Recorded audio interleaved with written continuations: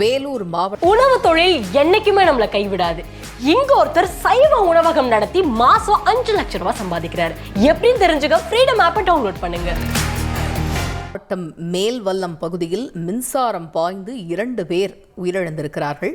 இந்த சம்பவம் பெரும் அதிர்ச்சியை ஏற்படுத்தியுள்ளது. வீட்டின் மொட்டை மாடியில் தடுப்பு கம்பி அமைக்கும் பணியின் பொழுது இந்த விபரீதம் நடந்தேறியுள்ளது.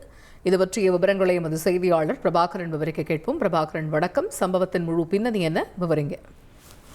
காயத்ரி, வேலூர் மாவட்டம் கனியம்பாடி பக்கத்தில் இருக்கக்கூடிய மேல்வல்லம் பகுதியில சகாதேவன் என்பவரோட வீடு இருக்கு. அவரோட வீட்டுல முதல் தளத்துக்கு மேல் இருக்கக்கூடிய மொட்டை மாடி பகுதியில ஒரு இரும்பு தடுப்பு கம்பிகள் அமைக்கும் பணி இன்று நடந்திருக்கு.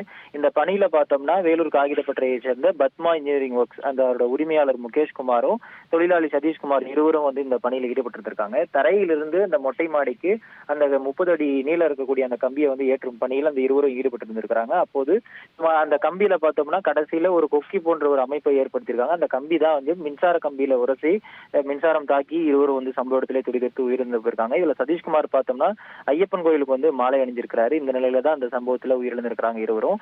சம்பவ இடத்திற்கு வேலூர் தாலுகா காவல் நிலைய இன்ஸ்பெக்டர் சுபா தலைமையிலான போலீசார் விரைந்து இந்த சம்பவம் தொடர்பாக விசாரணை நடத்திட்டு இருக்காங்க.